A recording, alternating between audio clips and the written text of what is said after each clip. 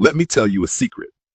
The most dangerous person in any room isn't the one with the most degrees or the fanciest vocabulary. It's the one who knows exactly what they're doing and knows exactly who to call when they don't. And sometimes that person is a 62-year-old woman with a Wi-Fi router, a blender, and a YouTube channel called Smoothies that could save your life. Let me explain. Meet Charles. Charles had 3 degrees, a bookshelf that could crush a goat, and a LinkedIn bio so long it had a table of contents. He was smart. Like Jeopardy champion, correct dinner smart. But Charles was broke. He knew everything about ancient Roman architecture, quantum field theory, and the life cycle of sea cucumbers. But ask him to write a business proposal, he'd spontaneously combust. Now, across town was Gloria.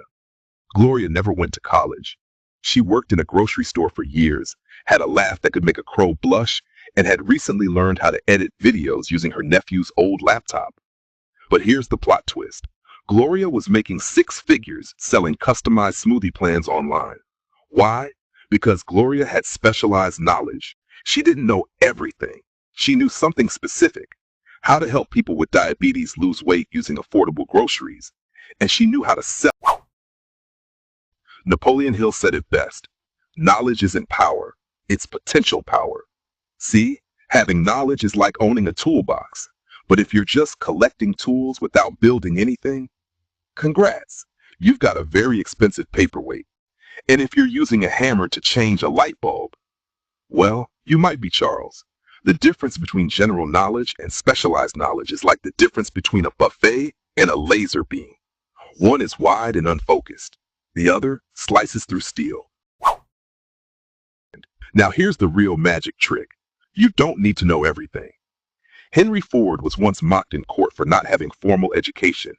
So he said, "Why should I clutter my mind with facts when I have a row of buttons on my desk I can push to summon men who can supply me with any facts I need?" Translation: build a mastermind group, aka squat up with people who know things you don't. Need a website? Call D the designer. Need a product launch plan? Call Pete the marketer. Need therapy because it's all too much? Call your mom. This isn't cheating. It's strategy. Specialized knowledge doesn't mean you need to be the specialist. It means you need to know how to leverage special. Back to Gloria. She started by reading free blogs, watching videos, and testing smoothie recipes on herself and her cat, who, according to her, still hasn't forgiven her for the kale incident. She invested in a home study course on nutrition, paid for it in 3 monthly installments, each one hurting like a gym membership you forgot to cancel. But guess what? Because she paid, she cared, she finished it, built her confidence, then launched a blog, started coaching clients, and now she teaches others how to do the same. One blender, one niche, one idea. Meanwhile, Charles was updating his CV. Again, he spent 3 weeks applying for jobs. The jobs asked for leadership, strategy, and initiative.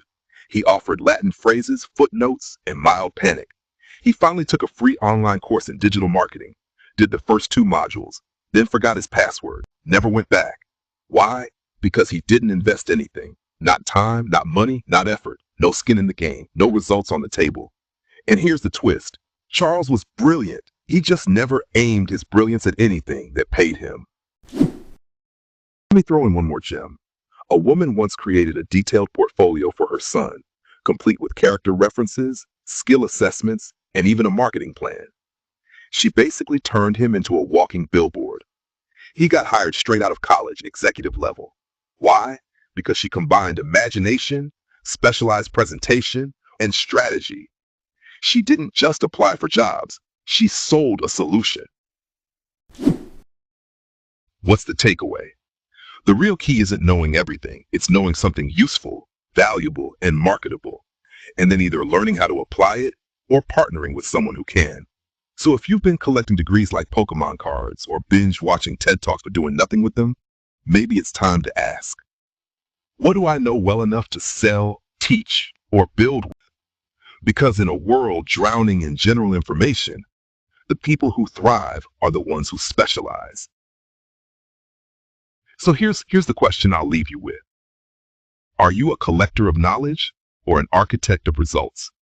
because the difference is your future.